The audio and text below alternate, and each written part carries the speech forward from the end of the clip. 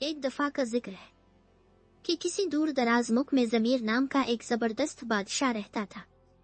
इसका महल सोने का बना हुआ था, इसका तख्त हीरों से जगमगाता था और उसके पास वो सब कुछ था जिसकी कोई ख्वाहिश कर सकता था, सिवाय एक चीज के, दिल का सुकून। हर रात बादशाह ज़मीर उछालता और बिस्तर पर पलटता। इसके पास दौलत, ताकत और शोहरत थी, लेकिन वो फिर भी अंदर से खाली महसूस करता था।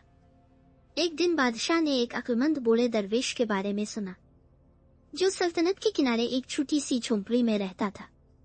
लोगों ने कहा कि इसके पास कुछ भी नहीं है, फिर भी वो जिंदा सबसे खुश आदमी है। मुतजस्सिस बादशाह दरवेश से मिलने के लिए निकला। वो दरियाओं, जंगलों और पहाड़ों से गुजरा, यहाँ तक कि इसे आजिज झोंपड़ी मिल गई। दरवेश एक दरख्त के नीचे बैठा मुस्कुरा रहा था, आंखें बंद किए हुआ के झोंके से लुत्फ अंदोज हो रहा था। बादशाह ज़मीर ने पूछा कि अक्लमंद दरवेश, तेरे पास न कोई महल है, ना सोना, ना सोने के लिए बिस्तर, फिर भी तुम मुस्कुराते हो। बताओ इतने खुश कैसे हो? दरवेश ने आंखें खोली और आहिस्ता से कहा, क्योंकि मुझे कम चाहिए और ज्यादा दो। बादशाह हैरान रह गया, इसका क्या मतलब है? दरवेश ने इसे एक दिन कयाम की दावत दी।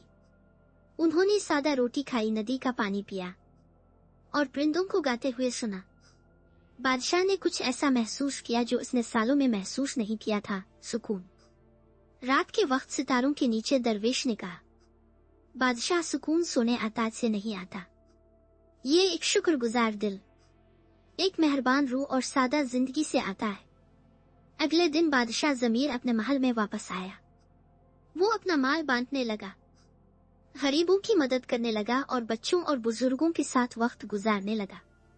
धीरे धीरे इसे अपने दिल में सुकून खिलता हुआ महसूस हुआ। वो दरवेश का सबक कभी नहीं भूले। खुशी ज्यादा होना नहीं है, लेकिन कम की जरूरत है।